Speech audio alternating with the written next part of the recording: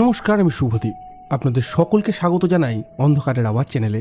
আজ আপনারা শুনবেন তারানাথ তান্ত্রিকের একেবারে অন্যরকম একটি গল্প, তারানাথ তান্ত্রিক ও অভয়া। আপনাদের সকলের কাছে অনুরোধ, গল্পটি সম্পূর্ণ শুনুন এবং কেমন লাগলো অবশ্যই আমাদের কমেন্টের মাধ্যমে জানান। আর হ্যাঁ, আমাদের চ্যানেলের গল্প যদি আপনাদের ভালো লাগে তাহলে অবশ্যই আমাদের চ্যানেলটা সাবস্ক্রাইব করুন। তাহলে চলুন আর দেরি না করে শুরু করা যাক আমাদের আজকের নিবেদন, তারানাথ তান্ত্রিক ও অভয়া। সময়টা শ্রাবণ মাসের এক বর্ষণ মুখর সন্ধ্যা। সকাল থেকেই সেই দিন আকাশের মুখটা গম্ভীর হয়ে আছে, আর থেকে থেকে মেঘের ডাকে আর সেই সঙ্গে এলোমেলো ঝোড়ো বাতাসের দাপট চলছিল বেশ ভালোই। সেদিন আবহাওয়া ভালো না থাকায় দপ্তরে যাইনি, আর তাই সারাদিনটা নিজের ঘরে জানলাটার পাশে বসে বাইরে বৃষ্টি ভেজা কলকাতার পথঘাট দেখছিলাম। দুপুরে গিন্নি খিচুড়ি আর ইলিশ মাছ ভাজা বানিয়েছিল, আর সেটাকে জমিয়ে খেয়ে নিজের ঘরের বিছানায় গিয়ে শুয়ে রইলাম। আর এইভাবে শুয়ে থাকতে থাকতে কখন যে দুই চোখের পাতা এক হয়ে গেল জানি না, আর আমি ঘুমিয়ে পড়লাম। আমার ঘুম যখন ভাঙল তখন আমি উঠে দেখি আমার ঘরে চেয়ারটার উপর এসে বসে আছে আমার বাল্যবন্ধু কিশোরী সেন, আর ওর পাশে দাঁড়িয়ে আছে আমার গিন্নি। গিন্নি এবার আমাকে বলল, বাবা গো, কি ঘুম তোমার! সেই কখন থেকে তোমাকে ডাকছি, তুমি না শুনেই মরার মতো ঘুমোচ্ছিলে। এই দেখো, ঠাকুরপো এসেছেন তোমার সঙ্গে দেখা করার জন্য। তোমরা দুজনে কথা বলো, আমি তোমাদের জন্য চা বানিয়ে নিয়ে আসছি। এই কথা বলে গিন্নি চলে গেল রান্নাঘরে। আর ও চলে যাবার পর কিশোরী আমাকে বলল, কি ভায়া, আজ দপ্তর যাওনি? আর ভায়া, এইরকম বৃষ্টি ভেজা আবহাওয়ায় দপ্তরে যেতে ইচ্ছা করলো না, আর তাই আজকে ছুটি নিয়ে বাড়িতেই ছিলাম সারাদিন। কিন্তু এখন ভাবছি যে দপ্তর চলে গেলেই ভালো হতো, কারণ এইভাবে সারাদিন শুয়ে বসে থাকতে ভালো লাগে না। যাক, এখন তুমি চলে এসেছো, তাই এখন ভালো লাগছে। গল্প গুজব করবার একটা সাথী পেলাম। তা ভায়া, যখন ঘরে থাকতে ভালো লাগছে না আর বাইরে এরকম বৃষ্টি ভেজা শ্রাবণের সন্ধ্যা, তখন আর ঘরে কেন? চলো আমরা দুজন আমাদের সেই চিরপরিচিত ঠিকানা অর্থাৎ মঠ লেনে তারানাথ তান্ত্রিকের বাড়ি যাই, আর ওখানে গিয়ে ঠাকুরমশাইয়ের কাছ থেকে কিছু রোমাঞ্চকর গল্প শুনে আসি। ঠাকুরমশাইয়ের গল্পগুলো এরকম বৃষ্টি ভেজা আবহাওয়ায় শুনতে বেশ ভালোই লাগে। আর তাই এখানে বসে না থেকে তাড়াতাড়ি পোশাকটা পাল্টে চলো তারানাথের বাড়ি উদ্দেশ্যে বেরিয়ে পড়ি। এরপর আমি কিশোরীর কথায় সম্মতি জানিয়ে পোশাকটা পরিবর্তন করে বেরিয়ে পড়লাম ওর সাথে তারানাথের বাড়ির উদ্দেশ্যে। যথারীতি বাড়ির কাছ থেকেই মঠলেন যাবার ট্রাম পেয়ে গেলাম, আর ওই ট্রামে উঠে পড়লাম আমরা দুজন।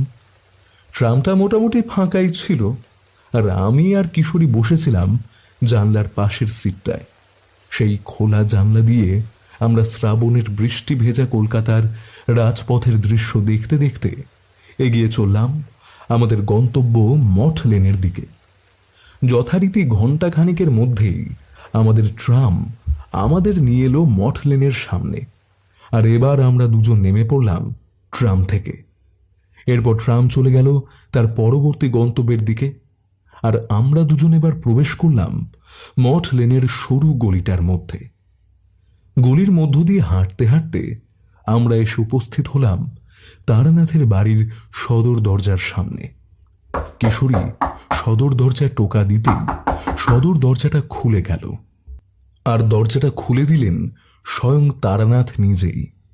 আমাদের দুজনকে দেখে একগাল হাসি দিয়ে বললেন, আরে কি সৌভাগ্য আমার! আজকে আমি তোমাদেরই কথা ভাবছিলাম যে তোমরা কতদিন আসো না আমার কাছে। হয়তো আমাকে ভুলেই গেছো, কিন্তু আমার ষষ্ঠেন্দ্রিয় আমাকে জানান দিয়েছিল আজ তোমরা আমার কাছে আসবে। আর তাই তো আমি চারিকে একটু দোকানে পাঠিয়েছি তোমাদের জন্য তেলে ভাজা আনতে। চলো, ও এসে পড়বে। চলো তোমরা ভেতরে চলো, বৈঠকখানায় গিয়ে বসি। এরপর আমি আর কিশোরী তারানাথের সাথে প্রবেশ করলাম বাড়ির ভেতরে, আর তারপর সিঁড়ি দিয়ে উঠে এসে পড়লাম দোতলার বৈঠকখানায়। তারানাথ আমাদের হাতের ইশারায় ভেতরে আসতে বললেন। এবার আমি আর কিশোরী বৈঠকখানায় প্রবেশ করে তক্তপোষের সামনে বিছানো মাদুরটার উপর গিয়ে বসলাম, আর তারানাথ গিয়ে বসলেন তক্তপোষের উপরে। এবার তারানাথ আমাদের উদ্দেশ্যে বললেন, এই বৃষ্টিমুখর শ্রাবণের সন্ধ্যায় আমার মন বলছিল তোমরা দুজন আমার কাছে আসবে, আর তা যথেষ্ট কারণও আছে। এই বৃষ্টিমুখর সন্ধ্যায় আমাদের বাঙালিদের চায়ের আসরে একটা দুটো ভূতের গল্প না হলে চলে না, আর তার উপর যদি সেটা সত্যি ঘটনা অবলম্বনে হয় তাহলে তো আর কথাই নেই। যেখানে বাচ্চা থেকে বুড়ো সব বয়সী শ্রোতারাই জমিয়ে বসে গল্প শুনতে থাকে। তুমি আর কিশোরী এই দুজন আমার গল্পের গুণগ্রাহী শ্রোতা, আর সেই কথা তো আমি তোমাদের আগেও বলেছিলাম। এই তোমাদের জন্যই আমি সুযোগ পেয়ে যাই নিজের অতীত জীবনের সেই সব হারিয়ে যাওয়া স্মৃতির অতল থেকে সেই সমস্ত পুরনো রোমাঞ্চকর ঘটনাগুলোকে পুনরায় উঠিয়ে আনার। আমার বলা সমস্ত গল্পই নিছক কোনো ছেলে ভুলানো গল্প নয়। সেই সবই আমার সাথে ঘটা সত্যি ঘটনা, যেগুলো তোমরা কেন কোনো সাধারণ মানুষ কখনোই নিজের যুক্তিতর্কের পরিসীমা দিয়ে ব্যাখ্যা করতে পারবে না, কারণ এগুলো সমস্তটাই অতি অলৌকিক ঘটনা।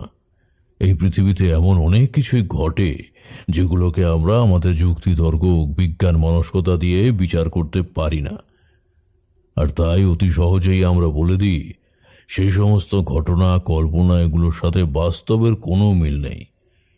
যেমন কিশোরীকেই দেখো, ও আমার এই গল্পগুলোকে নিছক ছেলে ভুলানো গল্প হিসেবে বিবেচনা করে, আর তাই গল্পের শেষে ওর মুখের সবসময় একটা অবিশ্বাসীয় ছাপ থাকে।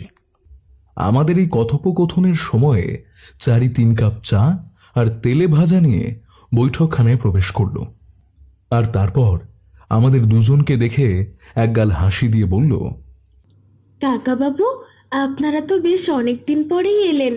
আজ সকাল থেকেই বাবা আপনাদের কথা খুব বলছিল, আর এখন আপনারা এসে গেছেন, তাই বাবা এখন খুব খুশি। আপনারা গল্প করুন, আমি আসছি। এই কথা বলে চারি চলে গেল। ও চলে যাবার পর তারানাথ আমাদের বললেন, নাও, তোমরা আগে খেয়ে নাও, তারপর আমি আসল গল্পে প্রবেশ করছি।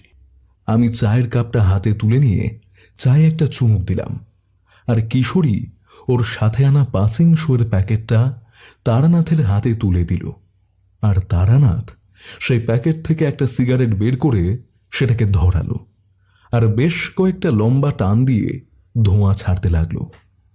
এরপর আমি তারানাথকে বললাম, ঠাকুরমশাই, বেশ অনেকদিন আপনার কাছ থেকে কোনো দৈব শক্তির জাগরণের কাহিনী শুনি না।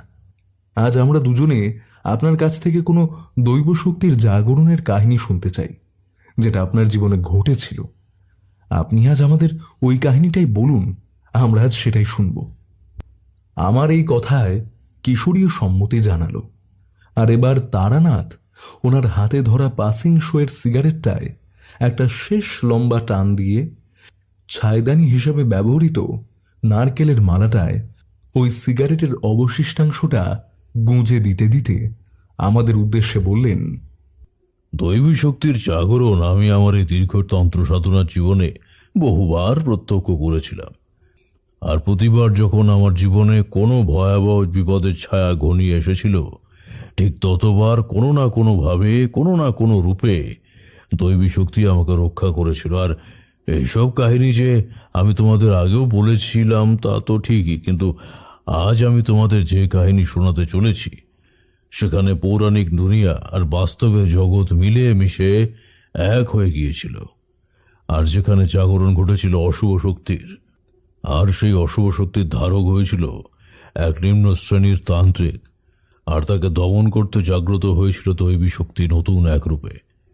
এই কাহিনী আমার জীবনের যৌবনকালে ঘটেছিল, কিন্তু এই অভিজ্ঞতা আজও আমার মস্তিষ্কের অন্তরালে রয়ে গেছে। এ কাহিনীর সূত্রপাত আজ থেকে প্রায় 20 বছর আগে মেদিনীপুর জেলার প্রত্যন্ত গ্রাম গড়চন্দনপুর থেকে। গড়চন্দ্রপুর জঙ্গলমহল দূষিত গ্রাম, আর এই গ্রামের পাশ দিয়েই বয়ে চলেছে কাঁসাই নদী। আর এই গ্রামে বেশ কয়েক ঘর গৃহস্থ বাস করত, আর এনাদের সকলের জীবিকা ছিল মাছ ধরা আর মাটির জিনিসপত্র বানানো। গরিবের সংসার হলেও ওনারা সকলেই সুখে শান্তিতে বাস করত। গ্রামের জমিদার শশীভূষণ রায় বাহাদুরের সুদক্ষ জমিদারিতে প্রজাদের দিন ভালোই কেটে যেত। জমিদার বাবুর কাছে তার প্রতিটা বোঝাই ছিল তার পরিবারের সদস্য, আর তাদের কষ্টে জমিদার বাবু কিছুতেই স্থির থাকতে পারতেন না। যথাসাধ্য সাহায্য করতেন তিনি। আর এছাড়াও প্রতিদিন রাতে উনি আর ওনার নায়েব শ্রীযুক্ত তপন মিশ্র দুজনে গ্রাম পরিদর্শনে বেরোতেন পায়ে হেঁটে, আর প্রতিটা বাড়ির সামনে গিয়ে গিয়ে প্রজাদের সাথে কথা বলতেন, আর এইভাবেই উনি ওনার প্রজাদের পাশে থাকতেন। জমিদার বাবু ছিলেন বিপদনিক।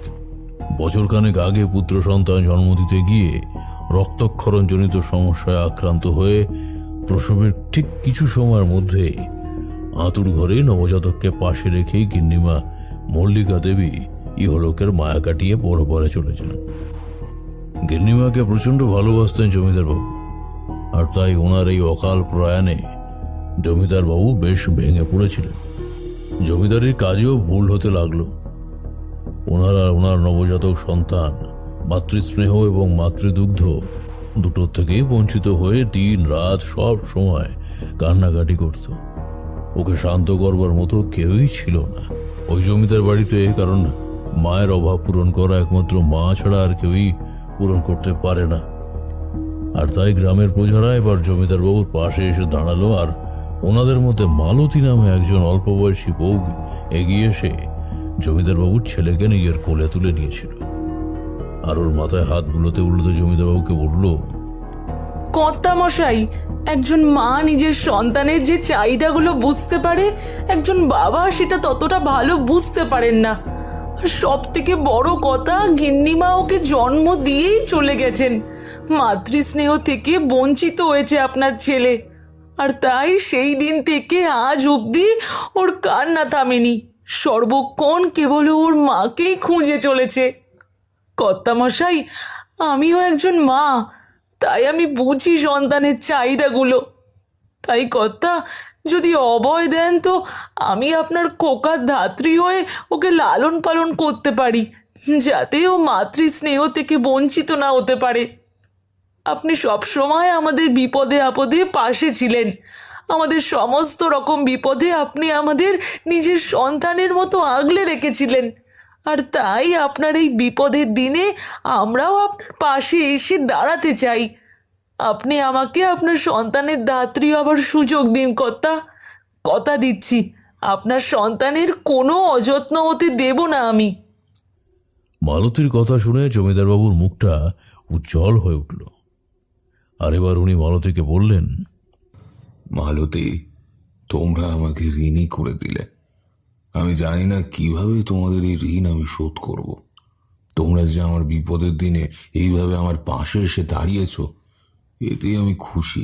আমার মনে আর কোনো কষ্ট নেই, কারণ আমি বুঝতে পেরেছি যতক্ষণ তোমরা সবাই আমার পাশে আছো ততক্ষণ আমি সমস্ত কষ্ট দুঃখকে ভুলে থেকে এই জমিদারিকে সামলে যেতে পারবো। মালতী, আজ থেকে খোকার দায়িত্ব আমি তোমায় দিলাম, আর তোমার পরিবারের দায়িত্ব আজ থেকে আমার। তুমি কিচ্ছু চিন্তা করো না, তোমার পরিবারের ভরণ পোষণের দায়িত্ব আমি দেখব। এই বলে জমিদার বাবু নিজের নবজাতক শিশুপুত্রের দায়িত্ব তুলে দিলেন মালতীর উপর, আর মালতীও খোকাকে নিজের বুকে টেনে নিল।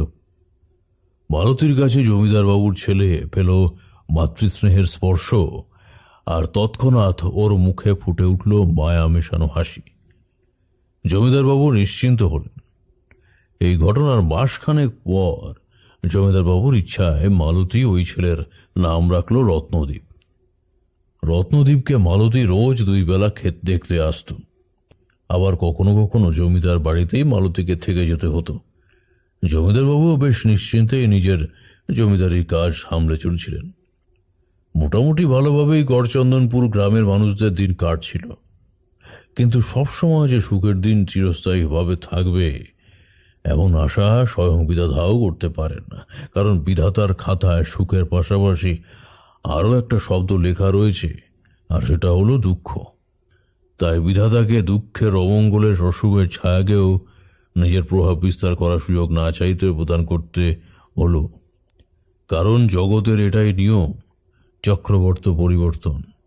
সুখের পর দুঃখ আসবে, যেমন প্রদীপের আলো থাকলে তার নিচের অন্ধকারটাও থাকবে। তাই এবার গড়চন্দনপুর গ্রামের উপর ঘনিয়ে আসতে শুরু করলো এক অজানা অমঙ্গলের ছায়া।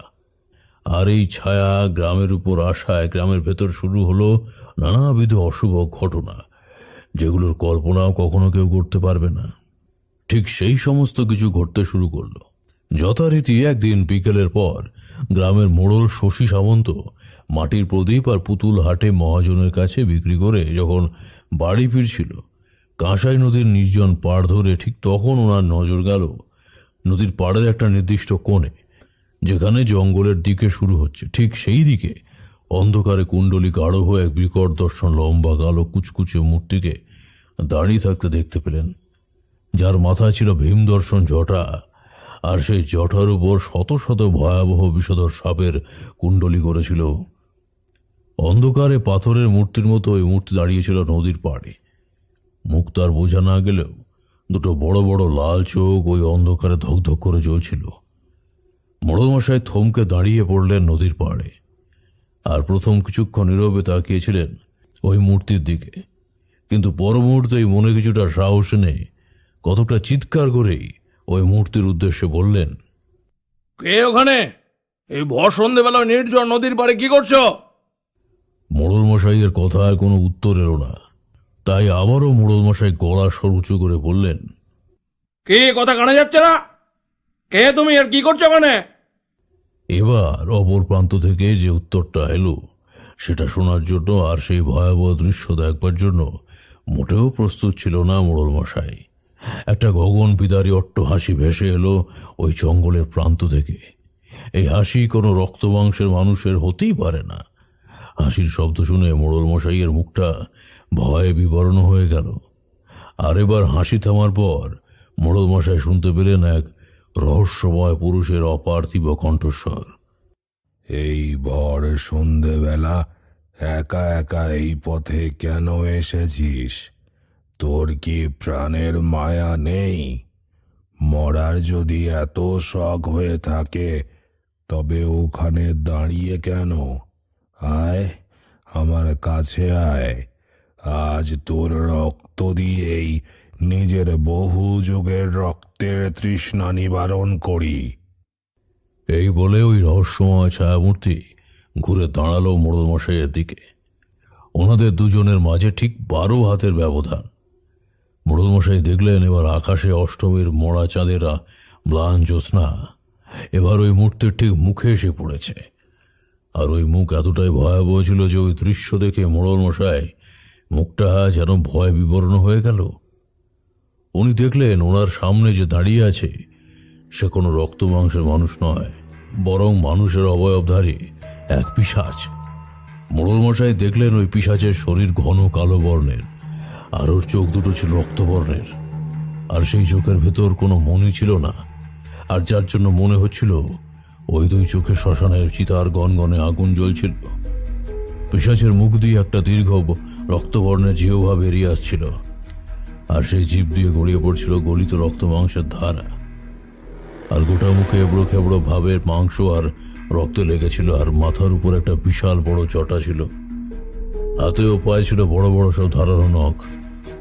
এই ভয়াবহ দৃশ্য দেখে মোড়লমশাই ভয়ে 1 পা 2 পা করে পিছিয়ে যাচ্ছিল, আর ওই পিশাচ ঠিক তত দ্রুত এগিয়ে আসছিল ওনার দিকে।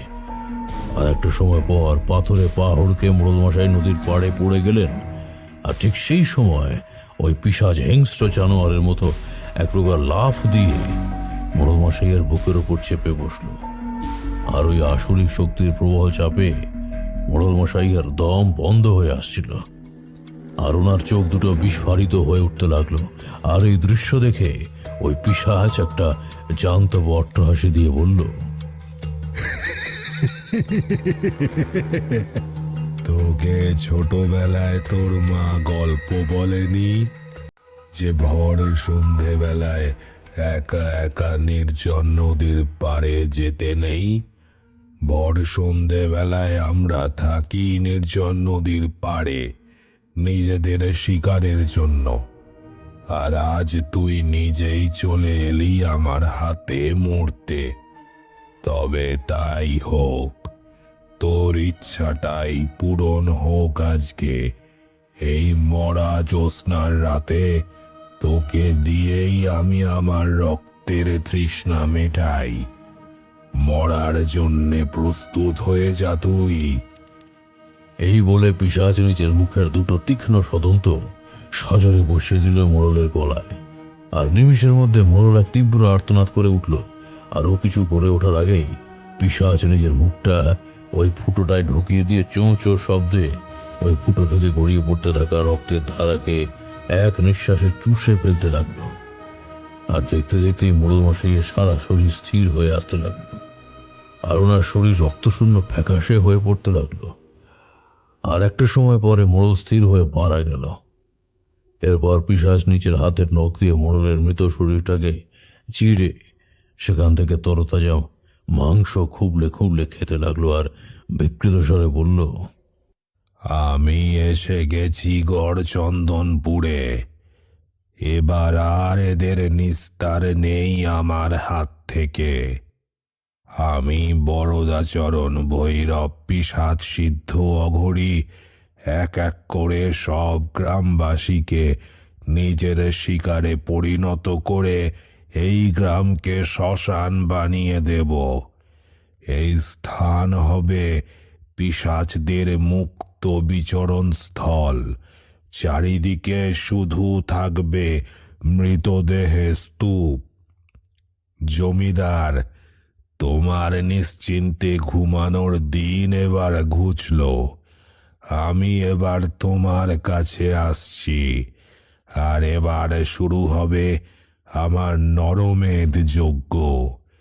আমি পিশাচ সিদ্ধ বরদাচরণ ভৈরব, অশুভ শক্তির অধিপতি আমি।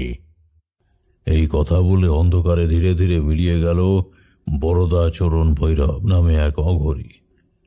আর ওই নদীর পাড়ে নির্জনে পথের উপর নিথর হয়ে পড়ে রইল মোড়লের মশাইয়ের মাংস খুবলানো ফ্যাকাশে মৃতদেহটা। গড়চন্দনপুরে ঘনিয়ে এলো ঘোর বিপদের কালো ছায়া।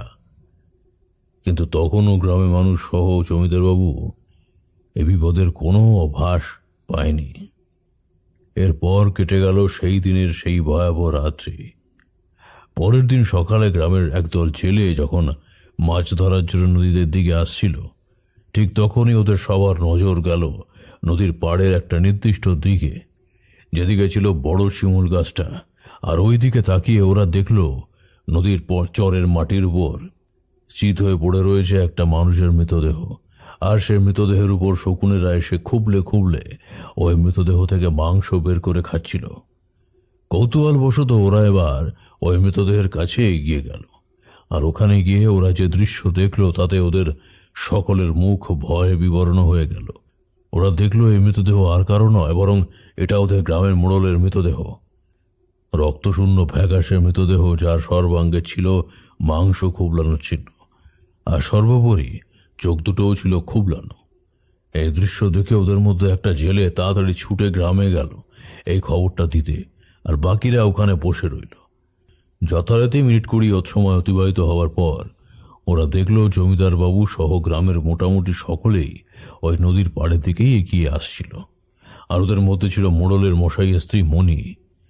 মণি কাঁদতে কাঁদতে ছুটে এলো ওই স্থানে, আর এসে ধপ করে বসে পড়ল ওই মৃতদেহের সামনে। আর নিজের স্বামীর এহেন পরিস্থিতি দেখে নিজেকে আর স্থির রাখতে পারল না মণি। স্বামীর মৃতদেহ জড়িয়ে অঝরে কাঁদতে লাগলো, আর কাঁদতে কাঁদতে জমিদার বাবুর উদ্দেশ্যে বলল,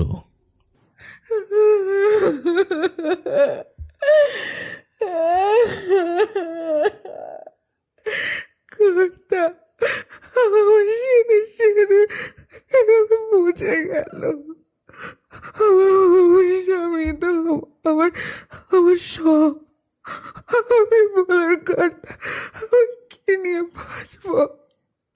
আমার যে সব সম্ভব চলে গেল কর্তা। আমার স্বামী তো কারোর সাথে কোনো শত্রুতা করেনি। তাহলে তাহলে তাহলে কেন কেন এরকম বুদ্ধি যন্ত্রণা আমাকে পেতে হলো?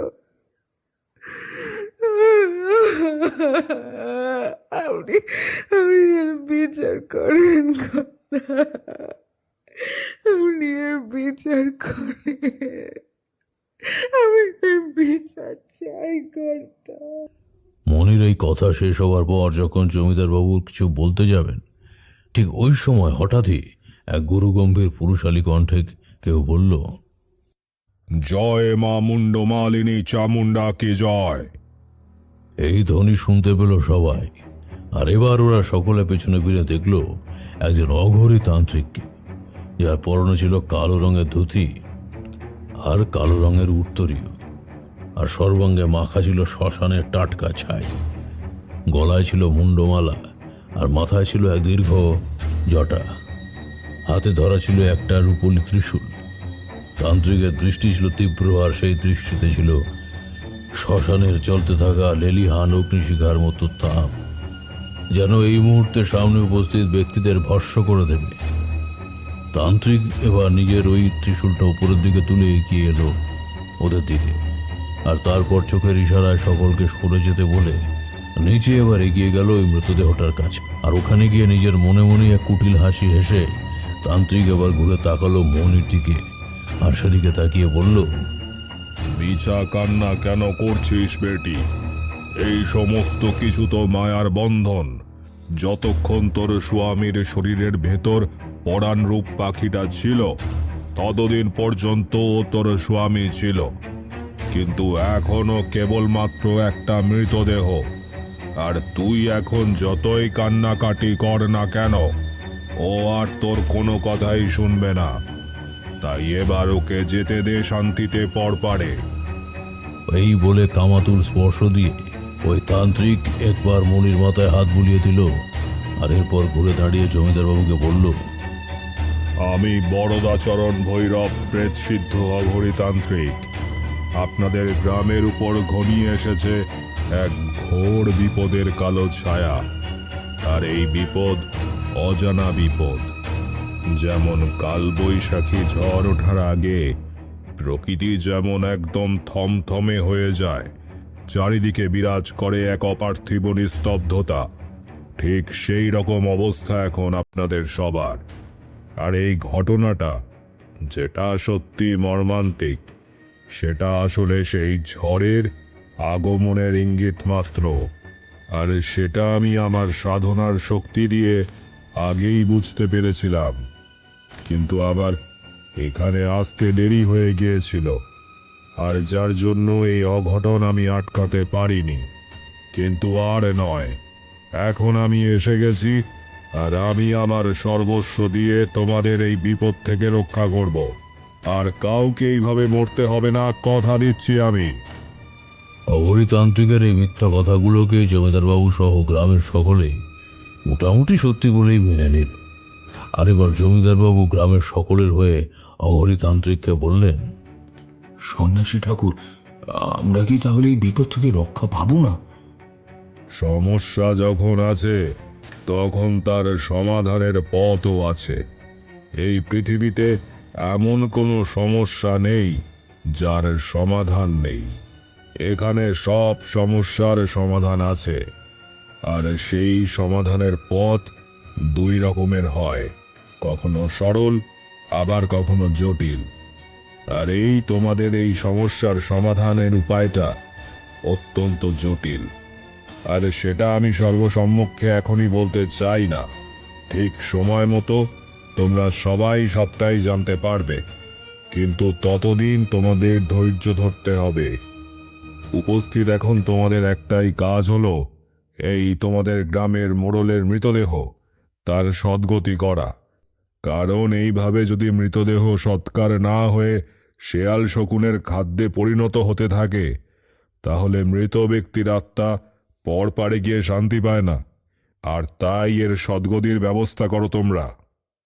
এরপর জমিদারবাবুর নির্দেশে গ্রামের সকলের যুবকদের সহায়তায় সেই দিন দুপুরে গ্রামের নদীর চরের শ্মশানে মোড়লের মৃতদেহ দাহ করা হলো।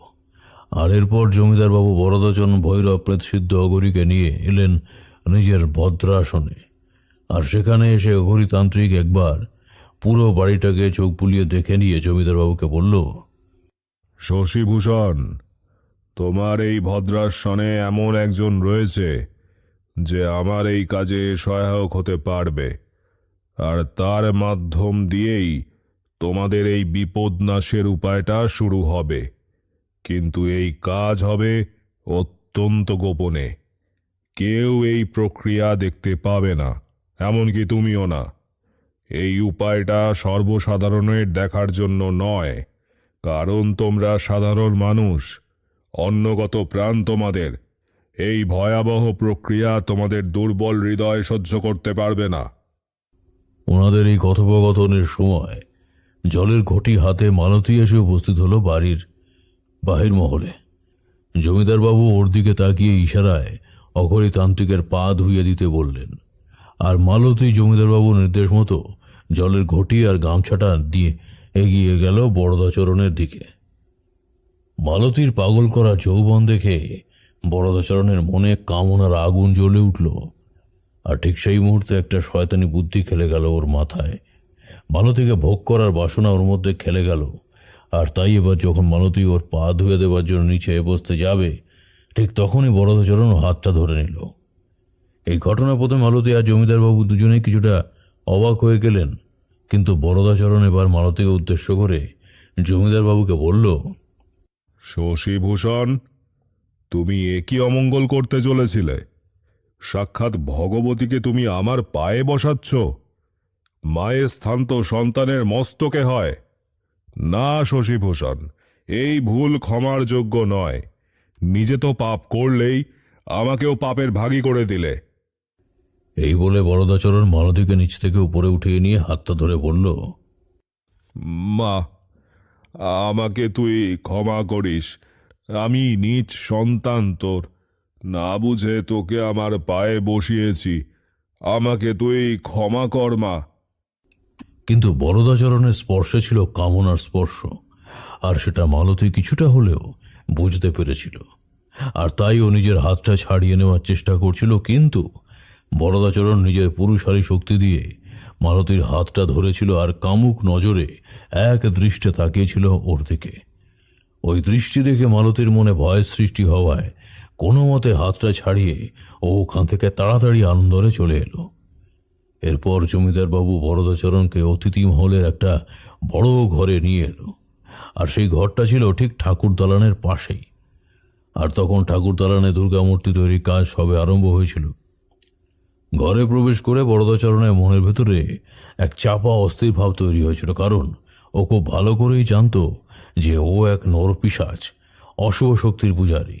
শুভবুদ্ধির সামনে ও দুর্বল হবেই, কিন্তু একথা ও তখন কাউকেই বলতে পারবে না, কারণ তাহলে ওর এখানে আসাটা ব্যর্থ হয়ে যাবে সে। তাই ও এবার জমিদারবাবুকে বলল, শশীভূষণ, তোমার আতিথ্য গ্রহণ করে আমি ধন্য, কিন্তু আমি এখানে ভালো থাকবো, ভালো খাবো এই আশায় কিন্তু আসিনি। আমার এখানে আসার মূল উদ্দেশ্য হচ্ছে তোমাদের বিপদমুক্ত করা, আর এটার জন্য গৃহ উপযুক্ত নয়। এই কাজ একমাত্র শ্মশানেই সম্ভব, আর তাই আগামীকাল অমাবস্যা তিথিতে তোমাদের এই গ্রামের শ্মশানে আমাকে গুপ্ত সাধনায় রত হতে হবে, যে সাধনা দেবীপক্ষের সূচনা লগ্নে সম্পূর্ণ হয়ে পিতৃপক্ষের অবসান ঘটার সাথে সাথে তোমরা সকলে বিপদমুক্ত হয়ে যাবে। কিন্তু এই সাধনায় বাধা যেন না আসে, সেই দিকটা তোমাকে দেখতে হবে, কারণ তুমি শশীভূষণ, এই গ্রামের মানুষদের রক্ষাকর্তা, তাই এই দায়িত্ব তোমার। আর আমি কি করছি, কোথায় যাচ্ছি, এই সব নিয়ে আমাকে কোনো প্রশ্ন করবে না। এই বলে বরদাচরণ থামল, আর জমিদার বাবু ওর সমস্ত কথা চুপচাপ মুখ মুজে মেনে নিয়ে ঘর থেকে বেরিয়ে গেলেন। জমিদারবাবু বেরিয়ে যেতেই বরদাচরণ ঘরের দরজা বন্ধ করে দিল, আর তারপর চোখ বন্ধ করে বলল, হে শয়তানি শক্তির অধিকারী দুর্গাসুর, আমাকে শক্তি প্রদান করুন। আমি যেন এই শুভ শক্তির পূজারীদের একে একে আপনার চরণে উৎসর্গ করে এই পৃথিবী থেকে শুভ শক্তির জয়গানকারীদের চিহ্ন সব মুছে দিতে পারি। যে কাজ আপনি করতে পারেননি, আমি আপনার একনিষ্ঠ ভক্ত বরদাচরণ অঘরী সেই অসমাপ্ত কাজ সমাপ্ত করতে চাই। আমি চাই আপনি আমার মধ্যে আবির্ভূত হয়ে সেই কাজে আমাকে সহযোগিতা করুন। আপনার সাহায্য ছাড়া এই কাজ সফল হবে না প্রভু। আপনি আপনার এই ভক্তের মনের ইচ্ছা পূর্ণ করে দিন। এই বলে বরদাচরণ ঘরের মাটিতে দুর্গাসুরের উদ্দেশ্যে দণ্ডবত প্রণাম করল, আর তারপর কিছু সময় ধ্যানমগ্ন হয়ে গেল। আর ঠিক এই সময় ঘরের মধ্যে জ্বলতে থাকা সোজা বাতিগুলো সব দমকা বাতাসে নিভে গেল, আর ঘরটা ডুবে গেল নিশ্ছিদ্র অন্ধকারে। আর সেই অন্ধকার ঘরের ভেতরে বসে থাকা বরদাচরণের শরীরের তীব্র বিদ্যুৎ তরঙ্গ খেলে যেতে লাগলো। আর এইবার বরদাচরণ চোখ মেলল, আর এখন ওর চোখ দুটোতে ফুটে উঠল ভয়ঙ্কর আগুন রাঙা দৃষ্টি, আর মুখে ফুটে উঠল এক পৈশাচিক হাসি। আর এবার বরদাচরণ এক অপার্থিব স্বরে বলল, তোর ডাকে সাড়া দিয়ে আমি দুর্গাসুর তোর সম্মুখে উপস্থিত হয়েছি। আর আজ থেকে তোর মধ্যে থেকে আমি আসরিক শক্তি দিয়ে এই শুভ শক্তির পূজারীদের ধ্বংস করব। এবার শুরু হবে দুর্গাসুরের তাণ্ডব সৃষ্টি। আবারও সাক্ষী হবে দুর্গাসুরের তাণ্ডবের। আবারও সৃষ্টিতে হবে নারীর ভোগ, অসহায় মানুষের হাহাকার, বিকৃত যৌনতা, নরবলি। দেখি এইবার কোন দুর্গা এসে আটকায় এই দুর্গাসুরকে। এই দুর্গাসুর কলিযুগের দুর্গাসুর। একে দমন করার শক্তি কারোর মধ্যে নেই। যা বরদাচরণ, শুরু কর বিকৃত যৌনাচার সহ আরো বিবিধ দুষ্কর্ম, যাতে এই গ্রাম তথা গোটা বিশ্বে ছড়িয়ে পড়ে দুর্গাসুরের আতঙ্ক। আমার শক্তির বলে তুই এই সমস্ত কাজগুলো করতে পারবি। আমি আছি তোর সাথেই। ঘরের মধ্যে তখন চারিদিক থেকে আসুরি শক্তির অট্টহাসি গর্জন শুরু হয়েছে, আর গোটা ঘর থরথর করে কেঁপে উঠছিল।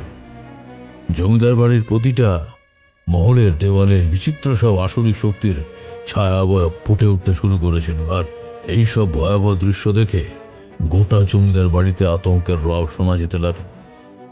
জমিদারবাবু স্থির থাকতে না পেরে তাড়াতাড়ি অতিথি মহলের দিকে ছুটলেন, আর ওনার পিছন পিছন বাড়ির সকলেই ছুটলেন। ওনারা যখন অতিথিশালায় এসে উপস্থিত হলেন, তখন ওনারা দেখলেন বরদাচরণ ঘরের বাইরে এসে উপস্থিত হয়েছে, আর বিড়বিড় করে বিচিত্র শব্দে মন্ত্র পড়ছে। ওনাদের দেখে বরদাচরণ বলল, ঘোর বিপদ এসেছে এই গ্রামে। শয়তানি শক্তি নিজের ক্ষমতা বিস্তারের জন্য সবকিছু করবার জন্য প্রস্তুত হয়ে আছে। এই কিছুক্ষণ আগে যেটা ঘটল সেটা ছিল একটা ঝলক। শয়তানি শক্তির থেকে পরিত্রাণ পাওয়ার উপায়টা আমাকে যত তাড়াতাড়ি সম্ভব শুরু করতে হবে। আমি ভেবেছিলাম আগামীকাল অমাবস্যা রাতে এই কাজ শুরু করব, কিন্তু এখন যা অবস্থা দেখছি তাতে মনে হচ্ছে আজকে মধ্যরাত থেকেই কাজ শুরু করতে হবে। না হলে বিপদ ঘটে যেতে বেশি সময় লাগবে না। শশীভূষণ, আমি শ্মশানে যাব। তোমাদের সাথে কাল সন্ধ্যায় দেখা করব। আমাকে আজ মধ্যরাতে আসনে বসতে হবে। সন্ন্যাসী ঠাকুর, আপনি ক্লান্ত। এই এত রাতে আপনাকে ওই জঙ্গলে ঘেরা শ্মশানে কিভাবে যেতে দিতে পারি? যদি আপনার কিছু... জমিদার বাবুর কথায় কর্ণপাত না করে বরদাচরণ শ্মশানের উদ্দেশ্যে রওনা হয়ে যান। আর ওর যাওয়ার পথে ফুটে উঠতে লাগলো বিচিত্র সব কালো কালো পায়ের ছাপ, কিন্তু সেই দিকে কারোর নজর ছিল না। এরপর বরদাচরণ জমিদার বাড়ির সীমানা ছাড়িয়ে সে নির্জন নদীর পাড়ের শ্মশানে এসে উপস্থিত হলো।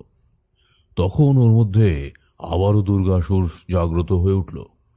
আর এইবার বরদাচরণ নিজের চোখ বন্ধ করে একটা ব্যাঘ্র চর্মের আসনের উপর বসে গম্ভীর কণ্ঠে মন্ত্র পড়তে পড়তে নিজের ঝোলার মধ্যে থাকা একটা পাথরের বিচিত্র অসুরের মুখ বের করে আনল। আর সেই মুখটাকে একটা প্রেত চক্রের মাঝখানে রেখে নিজের শরীর থেকে কয়েক ফোঁটা রক্ত ছিটিয়ে দিল ওই মুখটার উপর। আর নিমেষের মধ্যে বরদাচরণের শরীরটা মোচড় দিয়ে উঠতে লাগলো, আর ওর সারা শরীর দিয়ে ধোঁয়ার বলয় বেরিয়ে আসতে শুরু করলো। আর দেখতে দেখতে ওই ধোঁয়ার বলয় এক অপার্থিব ছায়ামানবের অবয়ব তৈরি করে দিল।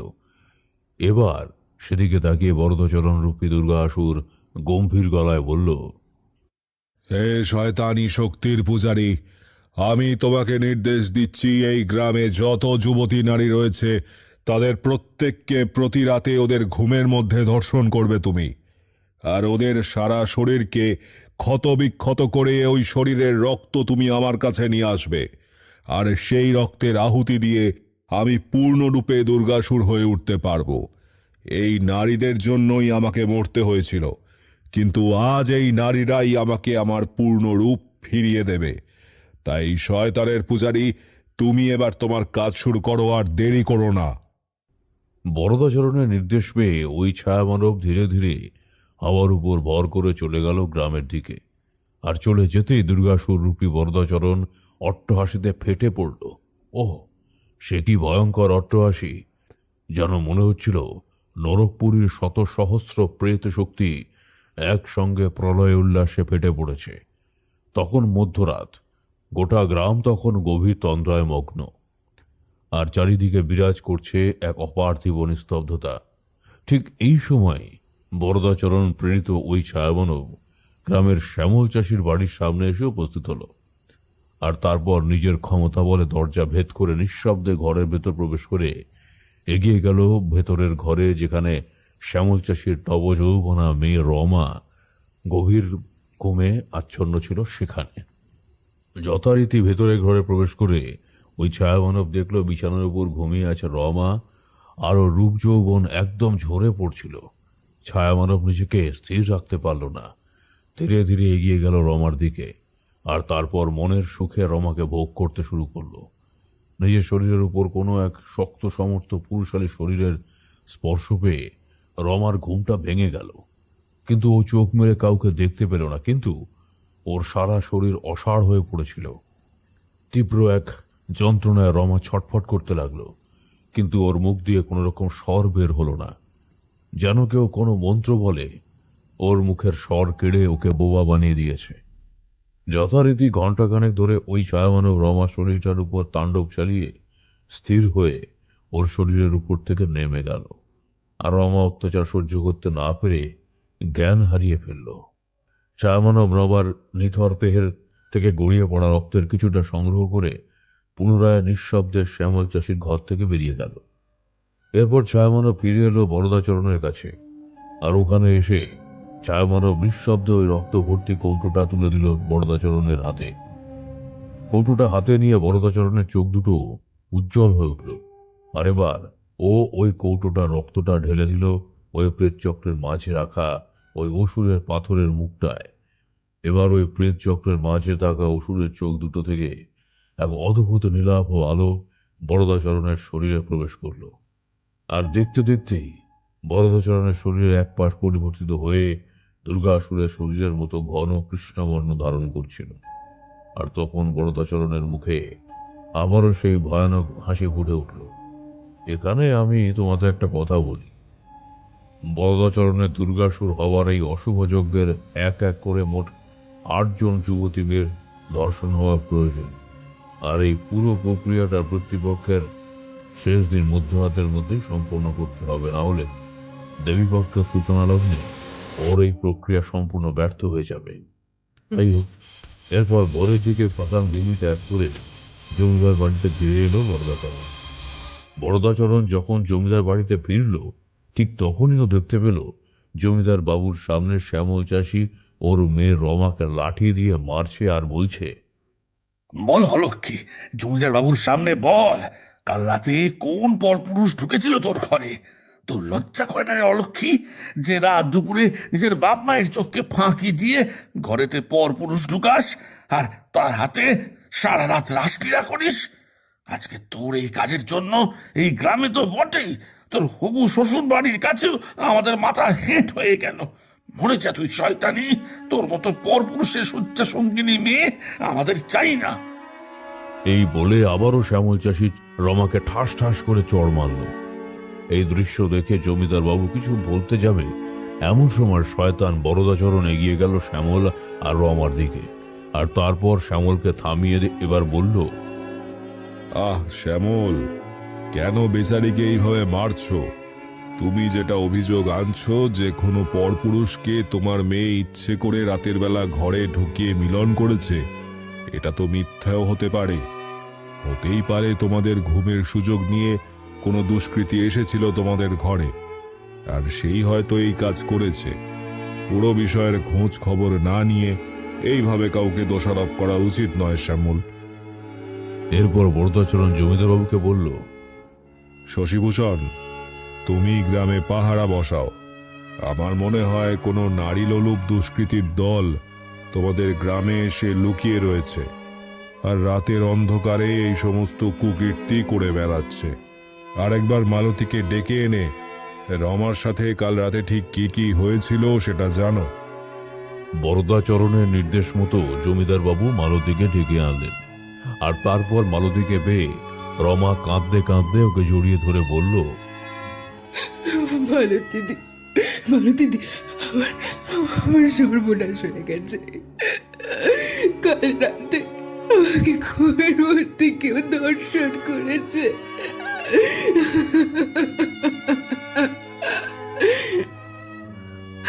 কি কি বলছিস তুই? এটা কিভাবে সম্ভব? কাল ঘুমের মধ্যে আমার মনে হচ্ছিল যে কেউ আমাকে বলাৎকার করছে, কিন্তু আমি যখন চোখ মেললাম আমি কাউকে দেখতে পাইনি। আমার সারা শরীরে অসহ্য যন্ত্রণা হচ্ছিল, আর ওই যন্ত্রণায় শরীরের বিভিন্ন স্থানে অসংখ্য ক্ষত হয়ে গিয়েছিল। ব্যাস, তারপর আর আমার কিছু মনে নেই। ও দিদি, তুমি বলো এখানে আমার দোষটা কোথায়? রমার এই কথা শুনে মালতী শ্যামলকে বলল, কাকা, এখানে রমার কোনো দোষ নেই। আর যদি সত্যি রমার দোষ থাকতো তাহলে ও আজ আমাদের সবার মাঝে উপস্থিত থাকতো না, আর নীরবে তোমার হাতে মার খেত না এইভাবে। রমার সাথে অন্যায় হয়েছে, আর এর প্রতিকার চাই আমি। কারণ আজ যেটা রমার সাথে হয়েছে এরপর সেটা অন্য কারোর সাথেও হতে পারে। মালতীর কথায় সম্মতি জানিয়ে জমিদারবাবু পাহারার ব্যবস্থা করে দিলেন। গোটা গ্রামে মোট 3 জন লেঠেল বাহিনী পাহারা দেবে পালা করে যাতে কোনো দুষ্কৃতী নজর এড়িয়ে পালাতে না পারে।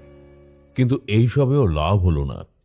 গ্রামে প্রতি রাতেই কোনো না কোনো মেয়ে বরদাচরণ দুর্গাসুর কর্তৃক প্রেরিত ছায়াবানবের দ্বারা ধর্ষিতা হয়েই চলেছিল।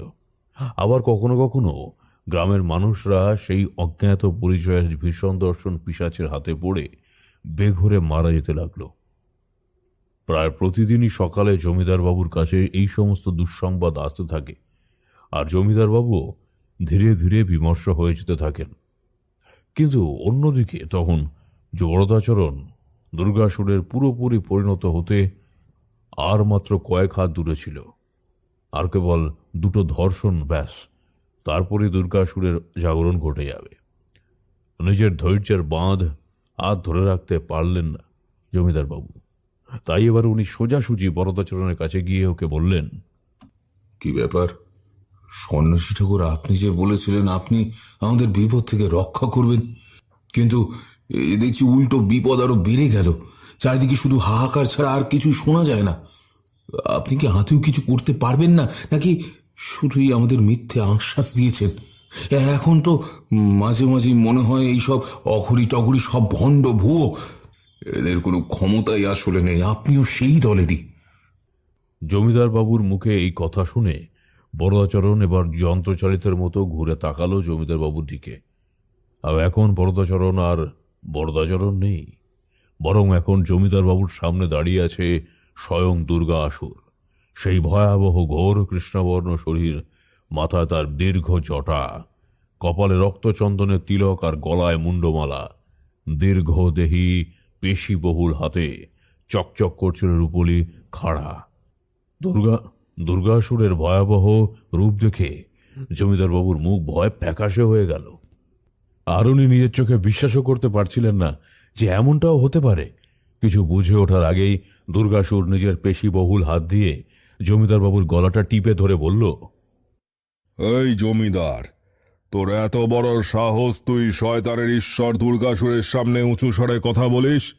তুই জানিস আমি চাইলে এক্ষুনি এই মুহূর্তে তোকে শেষ করে দিতে পারি, কিন্তু না, তোকে মারলে তো আমার সমস্ত খেলাই এক মুহূর্তে শেষ হয়ে যাবে।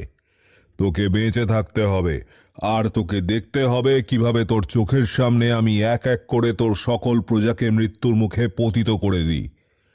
আর যখন তোর সকল প্রজা শেষ হয়ে যাবে, সেই মৃতের স্তূপের উপর এক বিশেষ স্থানে আমি নিজে তোর মৃতদেহটাকে ফেলে দিয়ে আসব। জমিদার, তুই ঠিক ধরেছিস, আমি তোদের সকলের মূর্তিমান বিভীষিকা, যে এক এক করে মোট 5টি মেয়েকে ধর্ষণ করেছে। আর আমি সে যে তোদের মোড়ল সহ বাকি গ্রামবাসীদের মেরেছি। বরদাচর নগরীর রূপে এই আমি দুর্গাসুর এসেছি তোদের ত্রাস হয়ে। পিতৃপক্ষের শেষ দিন আমি আমার সম্পূর্ণ শক্তি ফিরে পাব, আর সেদিন এই গ্রাম শ্মশান হবে। তৈরি হয়ে যা, হাতে তোদের কেবল 4 দিন সময় আর বাকি আছে। এই বলে দুর্গাসুর জমিদার বাবুকে এক ধাক্কায় মাটিতে ফেলে দিয়ে ঘর থেকে বেরিয়ে গেল। জমিদার বাবু যন্ত্রণায় কুঁকিয়ে উঠলেন, কিন্তু উনি হাল ছাড়লেন না। নিজের প্রজাদের রক্ষা করার জন্য উনি আবার শেষ একটা উপায় বের করলেন। উনি কাউকে এই মুহূর্তে বললেন না যে বরদাচরণ এইসবের পেছনে রয়েছে। এবার উনি চুপি চুপি আমাকে একটা চিঠি লিখলেন। পুরো ঘটনা বিস্তারিতভাবে তাতে লিখে নিজের একজন বিশ্বস্ত লেঠের সর্দারকে দিয়ে অত্যন্ত গোপনীয়তার সাথে কলকাতায় মটলেনে আমার কাছে পাঠিয়ে দিলেন। লেঠের সর্দার রণপায় রওনা দিলেন কলকাতায়। যথারীতি পরের দিন সকালে লেঠের সর্দার কলকাতার মটলেনে আমার বাড়িতে এসে উপস্থিত হলো। লেঠের সর্দারের কাছ থেকে চিঠিটা পড়ে আমি মনে মনে ভাবলাম, এই বিপদ কোনো সাধারণ বিপদ নয়, আর একে দমন করতে হলে যথেষ্ট শক্তির প্রয়োজন, না হলে এই বিপদ থেকে পরিত্রাণের উপায় নেই। আমি এবার লেঠের সর্দারকে বললাম, আমাদের আর দেরি করা ঠিক হবে না। 4 দিনের মধ্যে 1 দিন তো এমনিতেই কেটে গেছে, আর হাতে রয়েছে মাত্র 2 দিন। আমাদের যা করবার এই 2 দিনের মধ্যেই করতে হবে, না হলে মহা সর্বনাশ ঘটে যাবে। চলো রওনা হয়ে যাই। এই বলে আমি আর লেঠেল সর্দার মেদিনীপুরের পথে বেরিয়ে পড়লাম। যথারীতি হাওড়া থেকে রেলগাড়ি করে ঘণ্টাখানেকের পথ পার করে অবশেষে শেষ বিকেলের দিকে আমরা মেদিনীপুর স্টেশনে নামলাম। লেঠেল সর্দারের কথা মতো এই স্টেশনের বাইরে গরুর গাড়ি করে গড়চন্দনপুরে যেতে হবে। যথারীতি আমি আর লেঠেল সর্দার গরুর গাড়িতে করে রওনা দিলাম গড়চন্দনপুরের দিকে। যেতে যেতে আমার মনের ভিতর অমঙ্গলের ঘণ্টাটা ক্রমাগত বেড়েই চলেছিল। গরুর গাড়ির ছইয়ের ভেতর থেকে আমি বাইরের দিকে তাকালাম, আর বাইরে তাকিয়ে আমি দেখলাম পথের 2 পাশে বিচিত্র সব কালো কালো পায়ের ছাপ। আর সেই সঙ্গে আমি আকাশের দিকেও তাকালাম, আর সেদিকে তাকিয়ে আমি যে দৃশ্য দেখলাম তাতে আমার মতো সাহসী তান্ত্রিকের মনের ভেতরেও এক অজানা ভয় সৃষ্টি হলো। আমি দেখলাম আকাশের এক নির্দিষ্ট কোণে এক রাশ অন্ধকার জমাট বেঁধে এক আসুরিক শক্তির ভয়াবহ মুখের আকৃতি সৃষ্টি করেছে।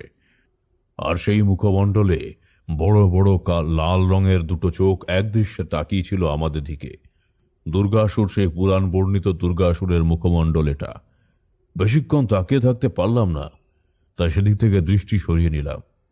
এরপর লেঠেল সর্দার গরুর গাড়িকে থামিয়ে দিয়ে আমাকে বলল, ঠাকুর মশাই নেমে আসুন, আমরা এসে পড়েছি জমিদার বাড়িতে। লেঠেল সর্দারের কথা শুনে আমি নেমে এলাম গরুর গাড়ি থেকে। আমাদের নামিয়ে গরুর গাড়ি চলে গেল। লেঠেল সর্দার এবার অতি সন্তর্পণে আমাকে নিয়ে জমিদার বাড়ির পেছন মহলের বৈঠকখানায় নিয়ে এলো, যেখানে আগে থেকেই জমিদারবাবু উপস্থিত ছিলেন।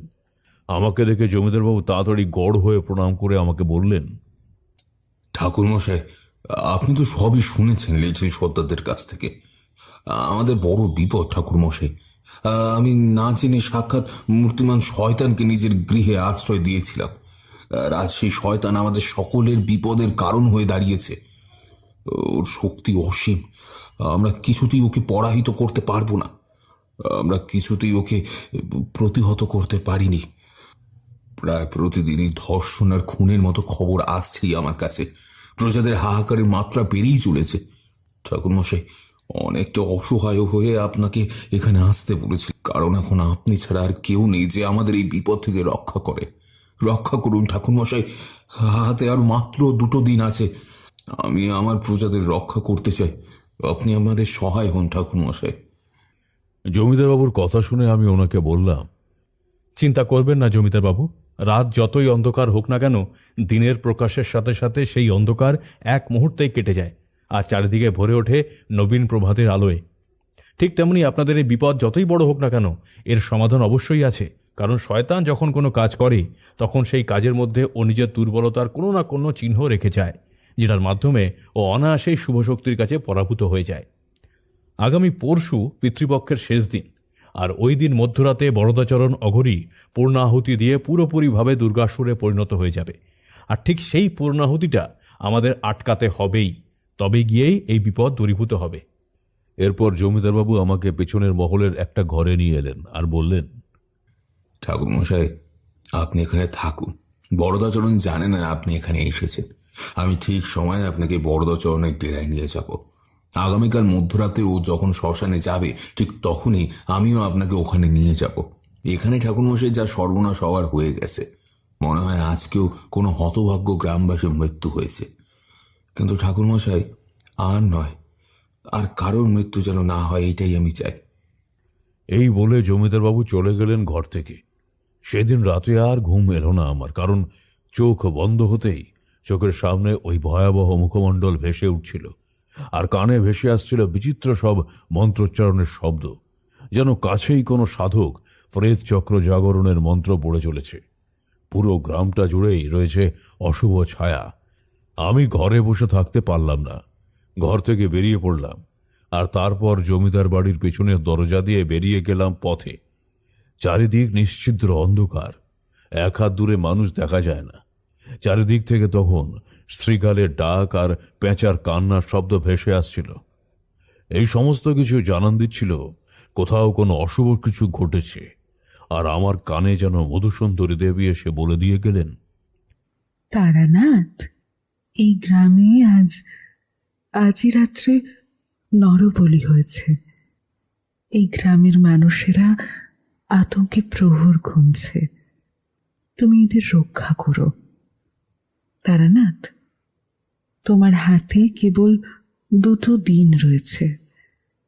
এই 2 দিনেই তোমাকে যা করবার করতে হবে, না হলে সব কিছু কিন্তু শেষ হয়ে যাবে। তারানাথ, নারীদের অসম্মান, দুর্বল নিরীহ মানুষের উপর শয়তানি শক্তির অত্যাচার, এই সব কিছু এই শস্য শ্যামলা গ্রাম বাংলাকে শ্মশানে পরিণত করতে উঠে পড়ে লেগেছে। এদের সকলের ভরসা কেবলমাত্র তুমি। তারানাথ, কেবলমাত্র তুমি। এই বলে দেবী অন্তর্হিত হলেন, আর আমি এসে উপস্থিত হলাম নদীর পাড়ের শ্মশানটার কাছে। সেখানে উপস্থিত হওয়ার পর এক বিশ্রী মরা পচার গন্ধ আমার নাকে এসে লাগলো। আর আমি এবার সামনের দিকে তাকিয়ে দেখলাম দীর্ঘদেহী ঘোর কৃষ্ণবর্ণের বিকট দর্শন অঘরী সাধু এক গলিত মুন্ডহীন মৃতদেহের উপর পদ্মাসনে বসে আছে, আর সামনে জ্বলছে এক চিতা। এই দৃশ্য দেখে আমি বুঝতে পারলাম এই সেই বরদাচরণ অঘরী যে দুর্গাসুরের শক্তি অর্জনের জন্য এই নারকীয় খেলায় মেতে উঠেছে। আমি বেশ কিছুক্ষণ আড়ালে থেকে ওর এই কীর্তিকলা পর্যবেক্ষণ করছিলাম, আর তারপর শেষ রাতের দিকে ওখান থেকে সরে এসে জমিদার বাড়িতে ফিরে এলাম। পরের দিন সকালে আমি যখন জমিদার বাড়ির পিছনের বাগানটায় পায়চারি করছিলাম, ঠিক তখনই হঠাৎ ওই স্থানে আমার গতকাল রাতে দেখা সেই বরদাচরণ অঘরী এসে উপস্থিত হয়েছিল। আমি ওকে এখানে এই অবস্থায় দেখে প্রথমটায় বিস্মিত হয়েছিলাম, কিন্তু পরক্ষণে নিজেকে সামনে নিয়ে বললাম, আপনি এখানে? আমার এই প্রশ্ন শুনে বরদাচরণ অঘরী একটা রহস্যময় হাসি হেসে আমাকে বলল, হ্যাঁ, আমি এখানে, কিন্তু তোর এখানে আসাটা মোটেই উচিত হয়নি। আমি জানি তুই সেই তারানাথ তান্ত্রিক যে এক এক করে মোট 10 জন মহাবিদ্যার শক্তিকে অর্জন করে বিবিধ অপশক্তিকে দমন করে এসেছিলিস। আর এটাও জানি তুই আমাকে প্রতিহত করতে গতকাল রাতে এখানে এসেছিস। তুই কি ভেবেছিস এখানে এলেই তুই আমাকে আবার সিদ্ধিলাভ থেকে সরিয়ে দিবি? না রে মূর্খতান্ত্রিক, আমি বরদাচরণ অঘরী হলেও বর্তমানে আমার অন্তরে বিরাজ করছেন শয়তানি শক্তির অধিপতি দুর্গাসুর। আর আগামীকাল পূর্ণাহুতির পর আমি হব দুর্গাসুর। তখন কেউ আমাকে মারতে পারবে না, আর আমি হব তখন বিধাতা। আমার নির্দেশে জন্ম মৃত্যু নাচবে, দিন রাত সব সময় আমার ইচ্ছেতেই হবে। আমি হব পরম পিতা পরমেশ্বর, শয়তানি শক্তির আধিপত্য হবে চারিদিকে। বরদাচরণ অঘরী এর কথাগুলো শুনে আমি ওকে বললাম, বৃথা প্রলাপ বন্ধ করো বরদাচরণ। শুভ শক্তি যতক্ষণ এই সৃষ্টিতে রয়েছে ততদিন তোমার মতো শয়তানের পূজারীরা এই আলোর জগতে কিছুতেই আধিপত্য বিস্তার করতে পারবে না। আর তুমি যে দুর্গাসুরের কথা বলছো, সে আজ বহু যুগ আগে মহামায়ার কাছে পরাভূত হয়েছিল। তাই আজ জগৎ সংসারে মহামায়া দুর্গা দুর্গতিনাশিনী নামে পরিচিতা। আশা করি এই কথাটা নিশ্চয়ই তুমি জানো। ঠিক আছে, তোর এই দম্ভ আমি আজ ভাঙব। যদি তুই সত্যিকারের তান্ত্রিক হয়ে থাকিস, তাহলে আজ তুই আমার সপ্তমাহুতি মনোহর কুমারের মেয়ে চম্পাকে ধর্ষণ হওয়া থেকে রক্ষা করে দেখা। তাহলেই বুঝবো তোর ক্ষমতা আছে। এই বলে বরদাচরণ চলে গেল ওখান থেকে। আমি এরপর আর কাল বিলম্ব না করে আমার কাছে থাকা মহামৃত্যুঞ্জয় কবচটা নিয়ে সঙ্গে সঙ্গে রওনা দিলাম মনোহর কুমারের বাড়ি, ওর মেয়েকে রক্ষা করতে। যথারীতি মনোহরের বাড়ি পৌঁছে আমি মনোহর আর চম্পাকে সমস্ত কথা খুলে বললাম। আর সবকিছু বলার পর আমি চম্পার গলার মহামৃত্যুঞ্জয় কবচটা পরিয়ে দিলাম আর বললাম, যা কিছু হয়ে যাক না কেন, এই কবচ যেন ও না করলে। কিন্তু আমরা যেটা মনে করি সবসময় তো আর সেটা হয়ে ওঠে না। ফলাফল হিসেবে আমি পাই না, আমরা ভাবি এক কিন্তু হয়ে যায় আর এক। আর এক্ষেত্রেও আজ তেমনটাই হলো। যথারীতি দিনের আলো পুড়িয়ে রাতের অন্ধকার নেমে এলো পৃথিবীর বুকে। আর আগামীকাল ঘোর অমাবস্যা, তাই আজ অন্ধকার আরো বেশি গাঢ় হয়ে রয়েছে। আমি আর জমিদারবাবু আজ জমিদার বাড়ির ছাদের উপর দাঁড়িয়ে গোটা গ্রামটাকে দেখছিলাম। আর এইভাবে যখন আমরা দুজন দাঁড়িয়ে আছি, ঠিক এমন সময় হঠাৎ দূরে মনোহর কুমারের বাড়ি থেকে এক নারী কণ্ঠের কান্নার শব্দ ভেসে আসতে শুরু করলো। আর সেই সঙ্গে এক বৃদ্ধ কণ্ঠের হাহাকার শব্দও আমি পেলাম। আমরা আর দেরি করলাম না, জমিদারবাবুকে সাথে নিয়ে আমি বেরিয়ে পড়লাম মনোহর কুমারের বাড়ির উদ্দেশ্যে। আর সেখানে গিয়ে দেখলাম মনোহর ঘরের দাওয়ায় বসে কাঁদছে, আর ঘরের ভেতরে চম্পা নগ্ন হয়ে অজ্ঞান হয়ে পড়ে আছে। ওর সারা শরীরে অত্যাচারের চিহ্ন, যেরকম বর্ণনা জমিদারবাবুর চিঠি আর লিটল সর্দারের বর্ণনায় পেয়েছিলাম। এছাড়াও দেখলাম মহামৃত্যুঞ্জয় কবচটা দুটুকরো হয়ে পাশে পড়ে রয়েছে। এই দৃশ্য দেখে আমার মাথায় বজ্রপাত হলো, কারণ মহামৃত্যুঞ্জয় কবচ অতীব শক্তিশালী কবচ। কোনো অপশক্তির কম্য নয় এই কবচকে আঘাত করার। মনোহর কুমার এবার আমার পা জড়িয়ে ধরে বলল, ঠাকুরমশাই, এ আপনি কিরকম কবচ দিলেন? আমার মেয়ের বিপদ তো কাটলো না, বরং যা সর্বনাশ হবার সেটা তো ঘটেই গেল। আপনার উপর ভরসা করা উচিত হয়নি একদমই। এই বলে আবারও সে কাঁদতে লাগলো। আমি ওকে সান্ত্বনা দেওয়ার মতো মুখের ভাষা হারিয়ে ফেলেছিলাম। আর তাই ওখান থেকে সোজা জমিদার বাড়িতে চলে এলাম মাথা নিচু করে। আর ওখানে এসে নিজের ঘরে প্রবেশ করে এক মনে আমার গ্রামের সেই বটতলার সাধু বাবাকে আহ্বান করলাম, কারণ এই ঘটনার সঠিক উত্তর একমাত্র উনিই দিতে পারবেন। যথারীতি আমার ডাকে সাড়া দিয়ে উনি আমার কাছে এলেন। আর তারপর উনি আমাকে বললেন, তারানাথ, জীবনে এমন অনেক সময় আসে যখন আমাদের সাধনার ফলে অর্জিত শক্তি একা আমাদের সহায়তা করতে পারে না। তখন আপাতভাবে মনে হয় আমরা নিষ্ক্রিয় হয়ে পড়ছি এবং আমাদের শত্রুপক্ষ আমাদের উপর জয়লাভ করে ফেলেছে। কিন্তু তারানাথ, এটা যেমন একদিক থেকে সত্যি, কিন্তু অন্যদিকে এটাই সেই মাহেন্দ্রক্ষণ যখন শুভের সূচনা ঘটাতে দৈব শক্তি সেই সাধকের অন্তরে প্রবেশ করে, আর সেই সাধককে নতুন উদ্যম প্রদান করে পুনরায় আরো একটা সুযোগ প্রদান করে সেই অশুভ শক্তির বিরুদ্ধে রুখে দাঁড়াতে। আর এবার সেই শক্তি দ্বিগুণ উদ্যমে অশুভের দমন করতে ঝাঁপিয়ে পড়ে। আর অন্তিমে সেই চিরাচরিত শুভ অশুভের লড়াইয়ে জয় ঘটে সেই শুভ শক্তির। তারানাথ, তুই তো নিশ্চয়ই জানিস মহিষাসুর মর্দিনীর কাহিনীটা, যেখানে চতুরঙ্গ সেনার তথা মহিষাসুরের সাথে লড়াই করতে করতে এক সময় আদি শক্তি ভগবতী দুর্গা ক্লান্ত হয়ে পড়েছিলেন। আর তখন উনি দেখতে পেয়েছিলেন অশুভ শক্তি প্রবল উদ্যমে ছুটে আসছিল ওনাকে দমন করবার জন্য।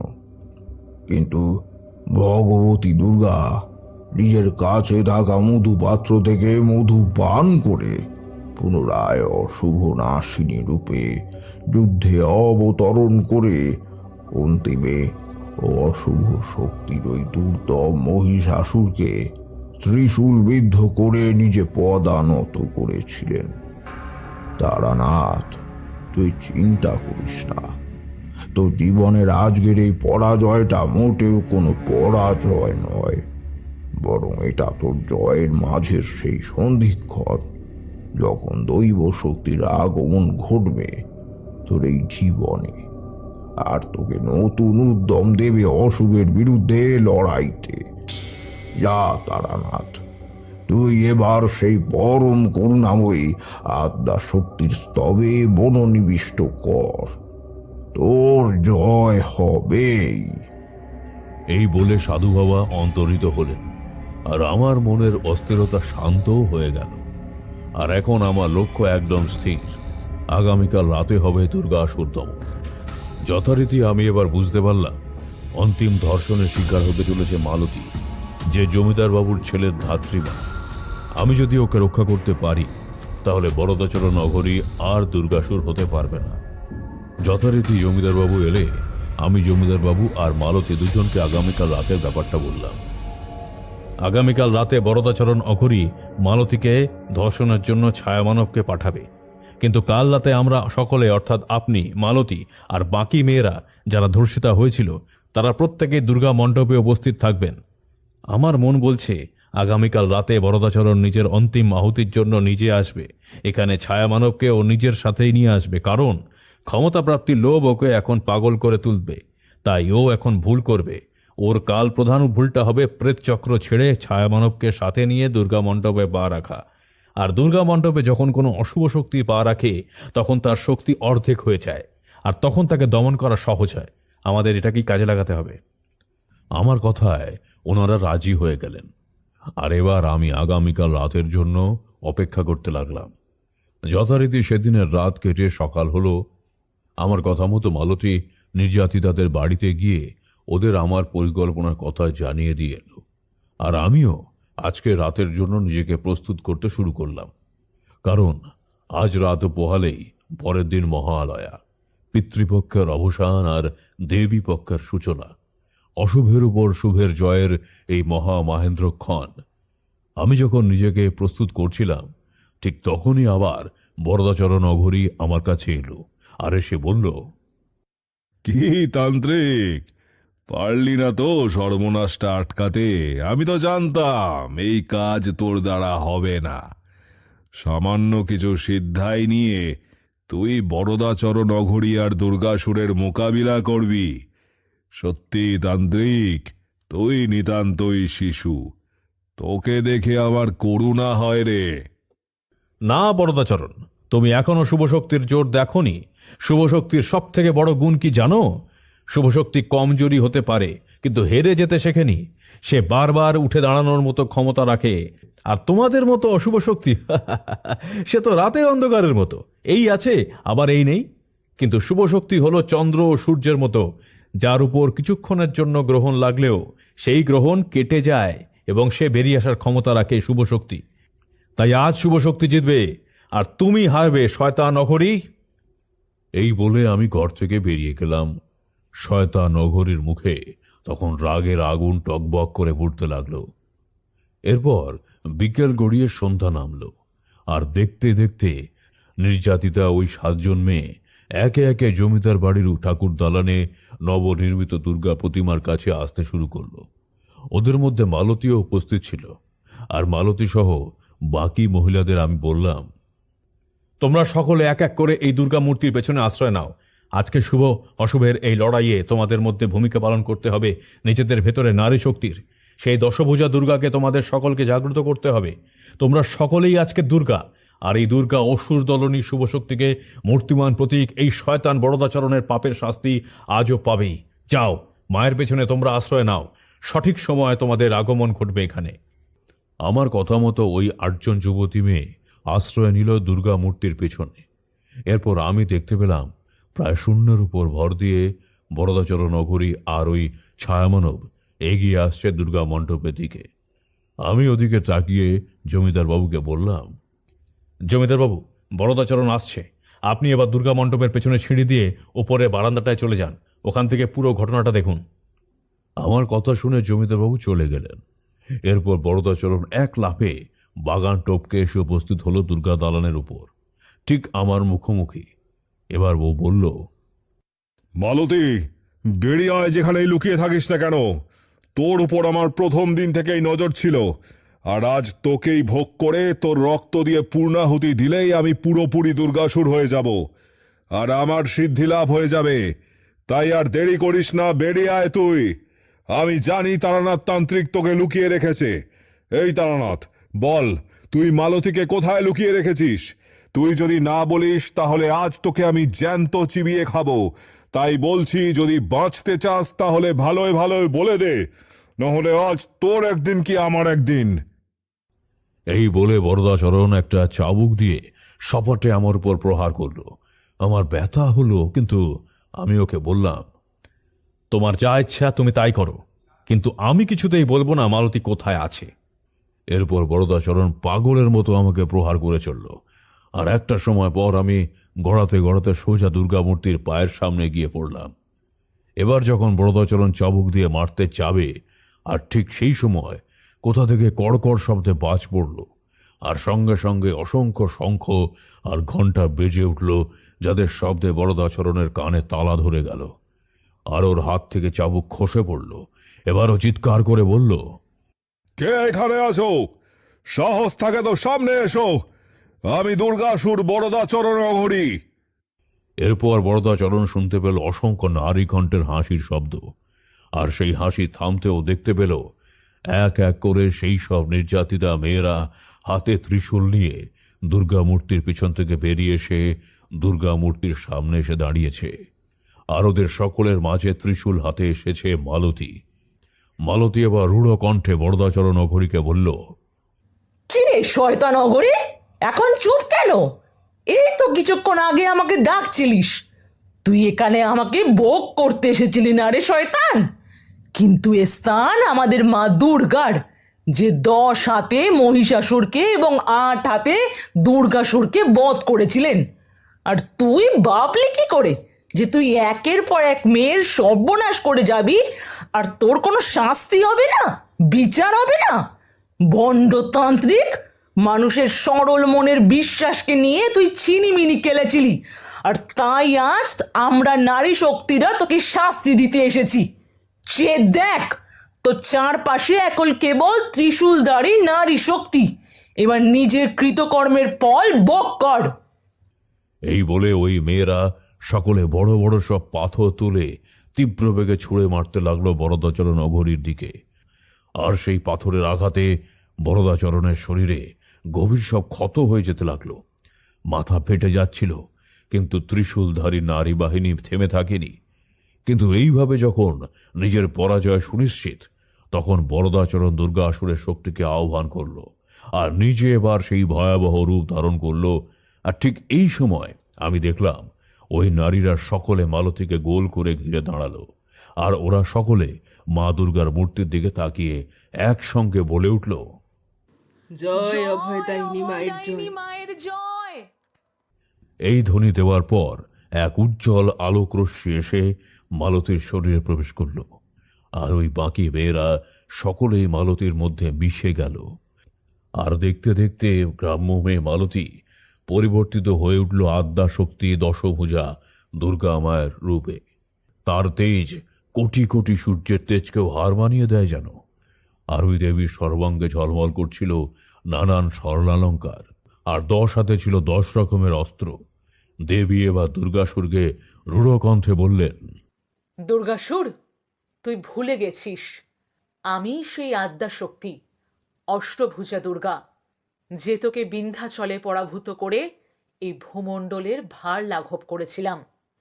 সেই সময়ও তোর অত্যাচারে জগৎ অন্ধকার হয়েছিল, আর আমি তোকে বলেছিলাম যতবার করবি তুই এ জগৎ আঁধার, ততবার আমি দুর্গারূপে ফিরে আসব। আর আজও সেই দিন, যেদিন আবারও শয়তানি শক্তি দুর্গাসুর রূপে ফিরে এসেছে। আর কিচ্ছু করতে পারবি না তুই। এবার তোর চির বিদায় ঘটবে। এইবার নিজের মৃত্যুর জন্য পুনরায় প্রস্তুত হয়ে যা তুই। এই বলে দেবী সিংহের পৃষ্ঠে দণ্ডায়মান হয়ে এক মহালাফ দিয়ে সোজা নিজের বাম পা দিয়ে দুর্গাসুরকে লাথি মেরে মাটিতে ফেলে দিলেন। আর তারপর নিজের বাহন সিংহের উপর ডান পা স্থাপন করে বাঁ পা স্থাপন করলেন অসুরের বুকে। এবার নিজের হাতে ধরা সেই ত্রিশূল উপর দিকে তুলে ধরে বললেন, যতদিন দুর্গাসুরের দল থাকবে ততদিন আমি দুর্গা রূপে ফিরে ফিরে আসব, দুর্গাসুরকে দমন করতে আর নারী শক্তির পুনঃপ্রতিষ্ঠা করতে। এই বলে দেবী ত্রিশূল বিদ্ধ করলেন দুর্গাসুরকে।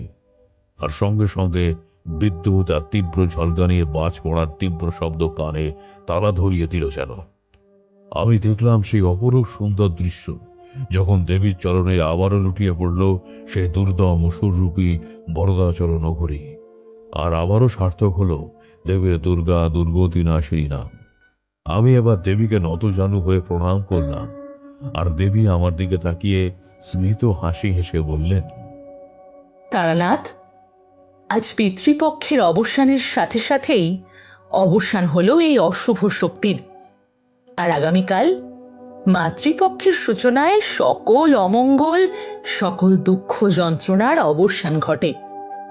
এই চরাচরের মানুষ উৎসবের আনন্দে, আগমনীর আনন্দে মেতে উঠবে। তোর মঙ্গল হোক তারানাথ। এইভাবে মানব কল্যাণের মহাব্রতকে চিরকাল পালন করে চলিস। তুই অন্তিমে আমার পরম পদ অবশ্যই লাভ করতে পারবি। আজ এই মাতৃপক্ষের সূচনায় আমি তোকে এই আশীর্বাদই করি। এই বলে দেবী অন্তর্হিত হলেন, আর চারিদিকে বেজে উঠল আগমনীর সুর। যথারীতি আমি পরের দিন জমিদার বাবু সহ বাকি গ্রামবাসীদের সকল কথা খুলে বললাম, আর মালতী সহ বাকি মেয়েদের আশীর্বাদ করে সেই দিনের মতো চলে এলাম কলকাতায়। এতক্ষণ আমরা মন্ত্রমুগ্ধের মতো ঠাকুরমশাইয়ের কাহিনীটা শুনছিলাম। গল্প শেষ হলে আমরা ঠাকুরমশাইয়ের কাছ থেকে বিদায় নিয়ে চলে এলাম বাড়িতে।